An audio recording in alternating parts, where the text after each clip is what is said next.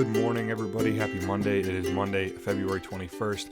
Happy President's Day to all of you if you celebrate that. It's kind of a weird thing, but everybody's off today. I think most people are off today. I actually don't think the banks are open, and that was one of the things on my list to do today, but that's all right. My wife's home today, which is really exciting, and lots of stuff going on this week at the Family of God. I'm going to jump into that really quick because there are a couple quick things that I want to make sure that I hit. So if you're one of those people that are listening to this video and you stop halfway through and you may not get to the end, which I know there's probably a couple of you that do that. This week, we've got a bunch of stuff going on. Deacon John's going to be showing a video at the end of the week, a movie about hope. We certainly do have we have a memorial service for our friend Cece on Wednesday. On Wednesday, Cece was one of those, one of the women who passed away in that kind of, if you remember a couple weeks ago, I talked about just 1, 2, 3 women in a row passing away. So we're having her memorial on Wednesday this week. And then probably the biggest news that we have that if you're not, I'm not inviting you to come to this, I'm just inviting you to keep this in your prayers. On Saturday, many of you know that we are partners with the Luke Clinic. It's a wonderful partnership for us. They do such wonderful work in the community, serving women, pregnant women, and their babies up to a year old. It's such a great compassionate ministry. They are actually going to be doing a clinic on Saturday for a lot of the Afghan refugees. I remember about a month, however many months ago it was, when a bunch of Afghan refugees came to the States, and many of them found refuge in Detroit. Penny and her staff did a wonderful job locating these women, and they're going to be taking care of them and making sure that they have all of the care that they need, especially the pregnant women, I should say. So they're going to have a clinic for them, and we're going to have interpreters. We're going to have people that are going to be there, and Pastor Hill and Nick and myself are going to be there, and we're just really going to be praying for opportunities to share the gospel with these women and with these families. So you can be praying for that. That's all day on Saturday of this week. So God's up to some really awesome stuff, and it's always so humbling to be a part of that, and it's just a reminder that Family of God is great, but we are just a small part in a really, really, really big story. So excited for all of that. And it kind of leading off with that clinic kind of leads into what the text was about yesterday, which was Luke chapter 6, beginning at verse 27. This is the Sermon on the Plain, or part of it. Last week we did the first part of the Sermon on the Plain. This week is kind of like part 2. And I mentioned at St. Stephen and at Family of God that the Sermon on the Plain oftentimes feels like the off-brand Sermon on the Mount, right? We don't typically go to the Sermon on the Plain. We almost always go to the Sermon on the Mount, which is fine. But it just kind of feels like, when you think about off-brand stuff, like I told a story yesterday about going to get Cocoa Krispies and my mom telling me that, well, we have Cocoa Krispies at home, and we walk home and there's no Cocoa Krispies at home, but it's chocolate crispy rice or something like that. And I'm like, that's not the same. It's never been the same, right? It's not the same. Off-brand stuff it's never the same. It's wildly different from the actual stuff, right? So nobody goes to the store to get in search for Oreos and comes home with things called cream betweens, right? Nobody goes to the store looking for Jif peanut butter and walks home with Meyer brand peanut butter. There's not the same. It was a travesty in my house if you were to go to the store to get Pop-Tarts. I was a big Pop-Tart guy when I was in high school, and if we had toast or pastries, it was the end of the world, right? There's just something about the off-brand. Nobody likes the off-brand things.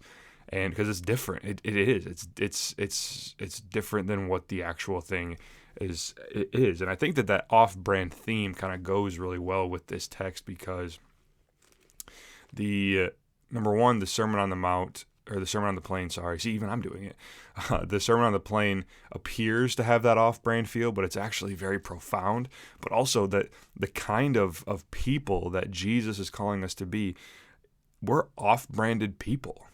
We are, when we are in Christ and we are called to follow Jesus and to be examples of the different things that Jesus is calling us to do. That's off-brand to what the world is. The world has a certain brand, and then there's us as off-brand people. Or that's what we're called to be anyway. But the problem is that the world doesn't like off-brand. The world doesn't like people who don't do what they do. And that's why when we talk about, in this text, we talk about loving your enemies and talk about mercy. That's why we get a lot of blowback. And I'll get to that in a minute, but I want to read the text to you just so that you're kind of aware with what we're working with here. So this is Luke chapter 6. Again, this is the Sermon on the Plain. This is Jesus talking. And he says this, he says, "But I say to you who hear, love your enemies. Do good to those who hate you. Bless those who curse you. Pray for those who abuse you. To one who strikes you on the cheek, offer the other also. And from the one who takes your cloak, do not withhold your tunic either. Give to everyone who begs from you. Give to everyone who begs from you, and from the one who takes your goods, do not demand them back. And as you wish others would do to you, do so to them." Right? There's that golden rule, right? "If you love those who love you, what benefit is that to you? For even sinners love those who love them. And if you do good to those who do good to you, what benefit is that to you? For even sinners do the same. And if you lend to those whom you expect to receive, what credit is that to you? Even sinners lend to sinners to get back the same amount. But love your enemies and do good, and lend, expecting nothing in return, and your reward will be great. And you will be sons of the Most High, for he is kind to the ungrateful and to the evil." And here's the verse that I want to focus on today. "Be merciful, even as your Father is merciful. Judge not, and you will not be judged. Condemn not, and you will not be condemned. Forgive, and you will be forgiven. Give, and it will be given to you. Good measure, pressed down, shaken together, running over, will be put into your lap. For with that, the measure you use, it will be measured back to you." So, a wonderful text that is just filled with statements that are very contrary to what the world has called to be. That's what I mean by off-brand. Jesus is calling us to be off-branded people that the world does not expect. I mean, you look at this text, and I mean, right out of the gate, love your enemies. That's what Jesus is calling us to do, to love our enemies. That's not what the world tells us. The world tells us to kill our enemies, abolish our enemies, get rid of our enemies. Jesus says to love them. He says, do good to those who hate you. It's a very off-branded thing to think about people in the world. If somebody hates me, I'm either going to avoid them, or I'm going to it's just, what else would you do to somebody? Why would you want to associate? Why would you want to do good to somebody who doesn't want to do good to you? That's the way that the world thinks. He says, bless those who curse you. So those who say mean things about you, who have nothing, who don't have your best interest, and are actually hailing down curses, whether that be actual curses, if they're witchcraft people, or just, wishing the worst for you and your family. Why would you want to bless those people? That's the way that the world thinks. This one's tough. Pray for those who abuse you. Now, there's all different kinds of abuse, right? There's emotional abuse, there's spiritual abuse, there's physical abuse, there's all different kinds. There's sexual abuse, there's all different kinds of abuse. But Jesus is saying, don't abuse back, don't bite back. He's saying to pray for those, and that might be the most difficult part out of this. And I'm just realizing this now as I'm reading it for the fourth or fifth time. It's one of the benefits of reading this text over and over and over again on a weekend. Man, that's a tough thing to do, that Jesus is calling us to do. He says, to one who strikes you on the cheek, then, he says, offer the other also. We've heard this before. And the one who takes your cloak, do not withhold your tunic either. Give to everyone who begs from you, and from one who takes away your goods, do not demand them back. Do not. You just let it go. Let them have it. That's another weird thing. We, especially at Family of God, I mentioned this yesterday. Stuff never disappears at Family of God, right? Stuff never walks away. And usually when things, when somebody has something stolen, the reaction is not to come talk to us and let's talk about this together and let's figure out what happened and da da da da. No, they don't even have to have an accusation. All they have to do is think that they know who took it, and then they're gonna go and yell and scream and potentially get violent with the person who they think stole something. That's so contrary to what Jesus is calling us to do with things. And he's talking about this act of mercy that we're being called to. These are all acts of mercy, which is why he closes this section, to be merciful as your Father is merciful. And he goes into this text of in verses, 32 through 35. He's talking about, if you do good to those who do good to you, what's so special about that? If you serve those who serve you, if you lend to those who lend you, what's so great about that?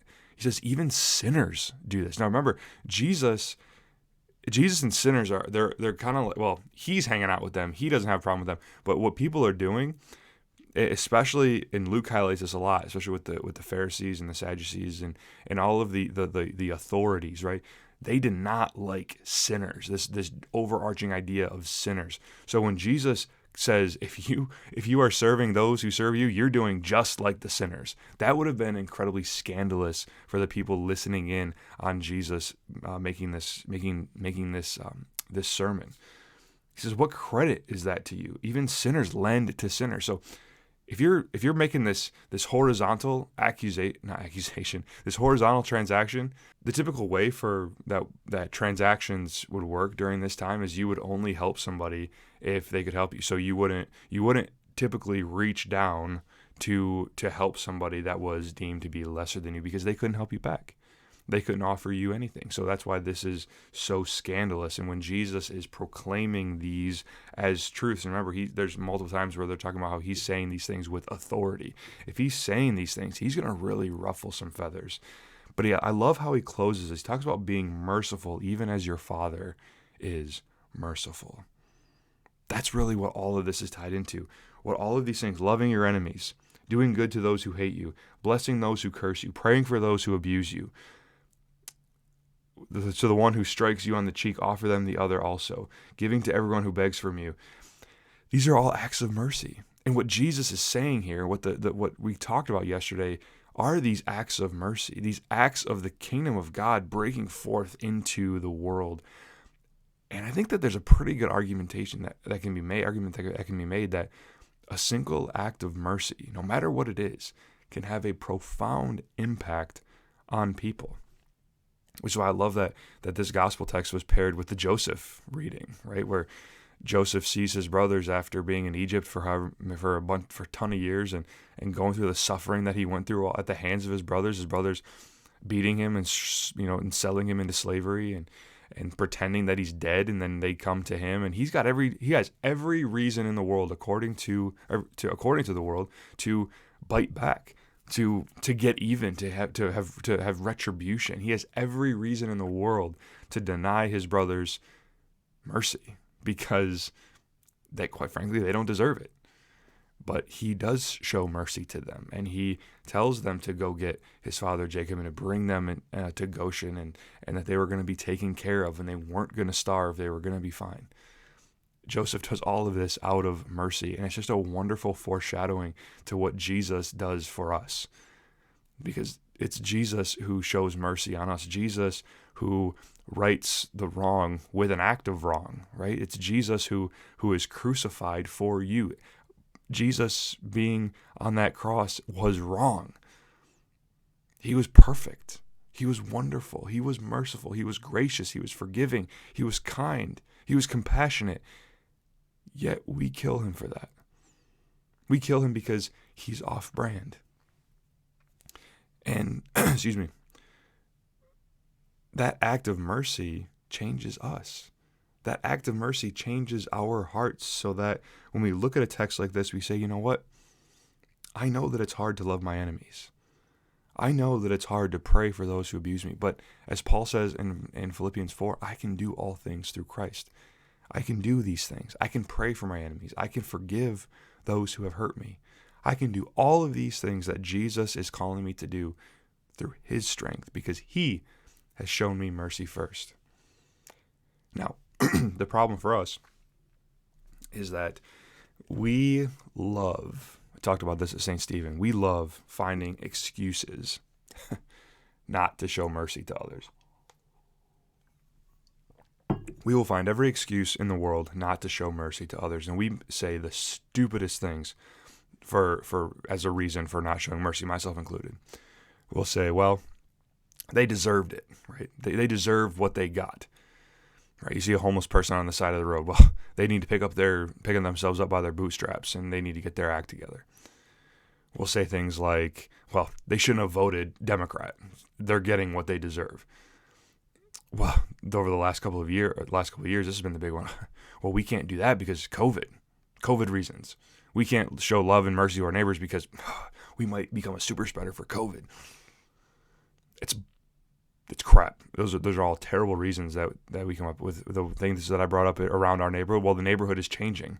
The neighborhood is changing, so we can't show mercy because the neighborhood is changing. Well, it's not what we've done. We've never done this before. We don't have the money to do this. We will come up with literally any excuse to not show mercy to our neighbors.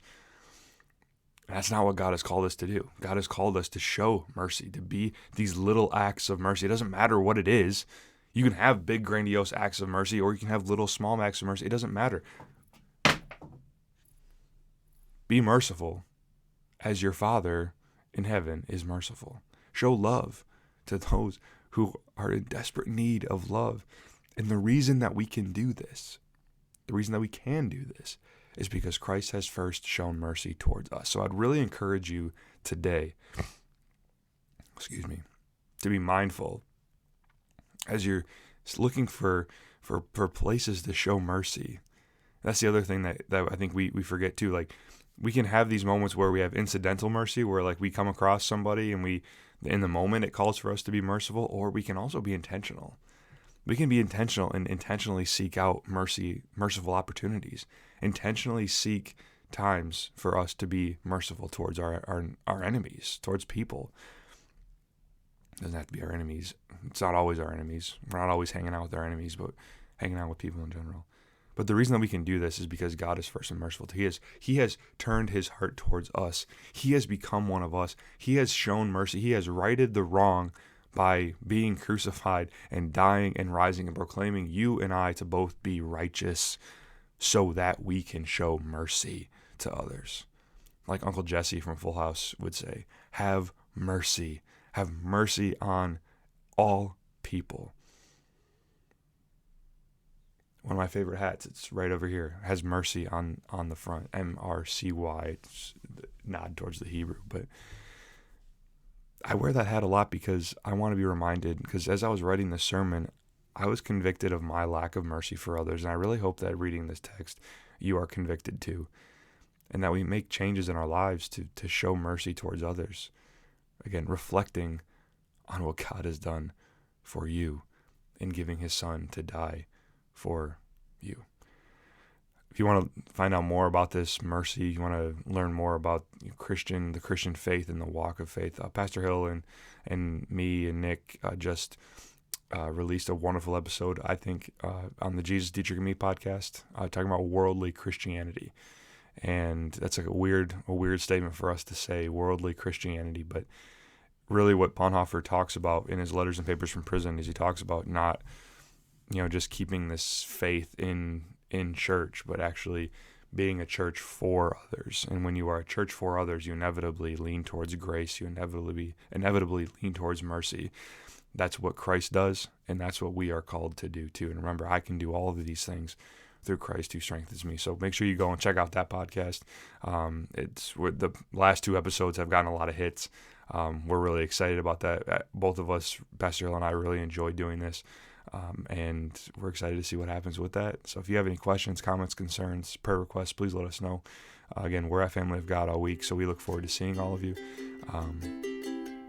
Be merciful as your Father in heaven is merciful. Go with his grace today. If no one has told you yet, it's that God that loves you, and so do we. Take care, everybody.